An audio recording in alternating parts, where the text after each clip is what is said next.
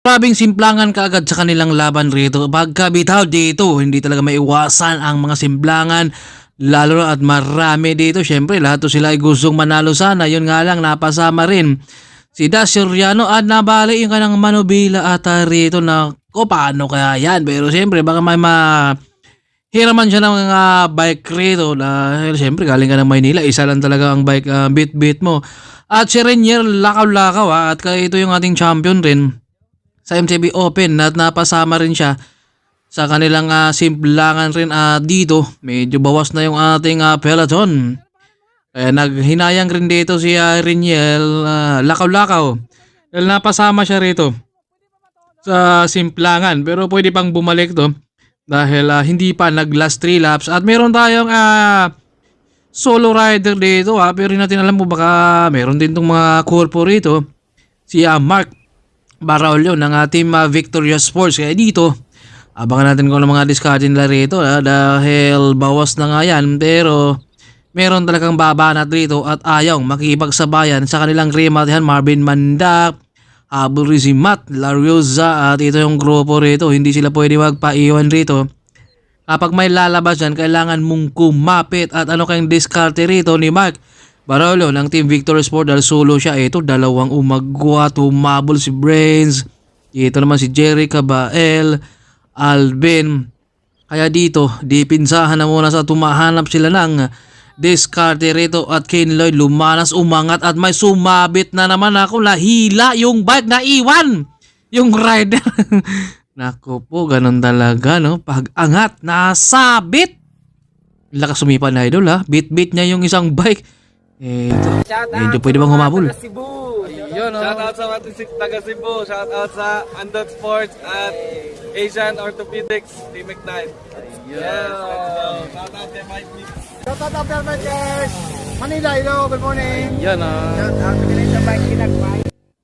At ito si Mark Baraulio ay tumakas na dito. Binanata niya rito si Marvin Mandak na kawala ng solo dito. Napakatibay talaga Marvin Mandak. Habol siya dito dahil binantayan.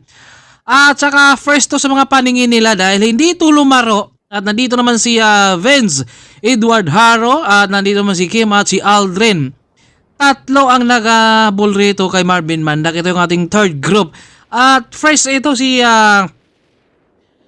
Mark Baraulio kaya bago to sa kanilang mga paningin dahil dito lumaro nung unang laban sa MTB kaya dito siya lumaro rin sa RB kaya medyo hindi pa nila nakilala pero suot niya ang Victorious Sports at kanina binanatan na kanya yung breakaway nila kung baka bumagal si Mandak rito dahil pwedeng dumikit yun nga lang yung tatlong naghabol naman rito ay dumikit na kaya yung breakaway na si Mark Baraulio ay tuloy-tuloy na siya rito Kumbaga umagwat siya ng tuluyan. At habol naman dito si Kim, Aldrin at saka si Haro ang nasa likuran din. Palitan sila. Pwedeng dumikit ito dahil mas malakas ang puwersa rito. Pero kapag ito naman ay babagal sila dito dahil yung maintain pa lang at dito binanata ni Marvin Mandak ayaw niya may kasama na dumikit rito sa ating solo breakaway na si Mark ng Team Victoria. Grabe yung banat dito. Ginamitan ng time trial moves dito ni Mark para makakawala siya. Yung kanyang maintain 45 to 46 kph. Kumbaga napakabigat yan. Lalo na sa open tayo at saka wala talagang kasangga mo dyan. Salo mo lahat ang hangin. Kaya kahit napakalakas ang hangin rito, yung kanyang maintain, napakahirap yan. Kumbaga, tiis ang kailangan. At saka fresh ito dahil hindi ito lumaro kahapon. Kaya sa ating MTB, kaya bago to sa kanilang mga paningin. Kaya hindi nabantayan kaagad. Kanina, umabol na sana si Marvin Mandak. Yung nga lang, dumikit yung tatlo.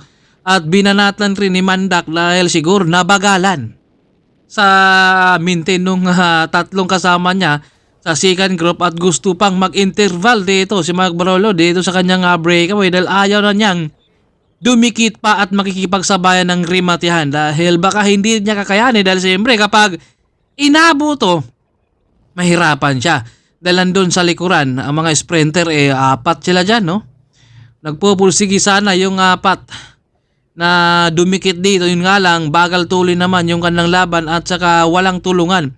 Gusto nila sa kanilang breakaway rin sa second group yung banatan dahil kailangan daw solo na dumikit rito dahil kapag marami, syempre kapag alanganin din sa remate kaya talagang kailangang solo lang.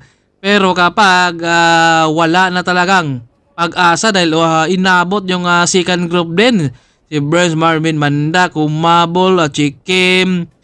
Eto na, umagwat na yung ating breakaway natin dahil yung second group natin, hindi talaga sila dumikit rin dahil bagal tulin yung kanilang trangko. Kaya ito, flat na lang at pwede nang magkape dito si Mark. Dito sa kanyang breakaway dahil hindi na talaga siya inabot rin Grabe yung mintin din. Yung 45 to 46 dito at napakalakas yung hangin dahil open na open. Napakahirap yan pero nagawa pa rin niyang talagang magawala kaya ito yung ating champion sa ating under 23. Si Mark Braulio ng Team Victoria Sports at nag-jump pa si Da Soriano at dito makakadikit pa kaya yung ating grupo dito. Go for gold. Gatsalian. Go for gold dito nangunguna ngayon Umagwat dito dahil meron na tayong dalawang tumakas. Nagkakatinginan pa sila dito. Marvin Mandak makakahabol pa kaya siya rito dahil si Da Soriano ay umagwat na. Kumbaga mahirap na rin talagang habulin rin Kenloy lumanas dito, pumanay at pumiga na naman, habol na naman sa likuran dito. Yung kanyang kakampi rito ang pumalit, umangat dito sa baylingon. Bumanat siya dito pero malayo pa, inabot rin yung go for goal. Rito Nagatsalian, binuhat niya rito, Christian, lumabas rin dito at Velasco nasa likuran din. Umahabol rin dito, Marvin Mandak inantay. Tumahanap rin ng timing pero si Christian umagwat na rin at Marvin Mandak umahabol rin dito at Prince nandito na si Velasco, tapatan sila at umagwat na si Velasco, humahabol rin si Kim at si Burns nandito rin sa likod humahabol. Grabing tiis to si Kim, puwanay si Burns nandito, tumapat kay Velasco at umagwat Grabe, pero yung ating breakaway hindi talaga abutan Velasco umagwat na dito, pumiga sana si Kim dyan. Pero grabe yung test dito ni Burns. Kita nyo naman yan, tinapatan sabay angat at bike throw. Kaya lumamang siya rito Ay Velasco, ang ganda ng ating laban.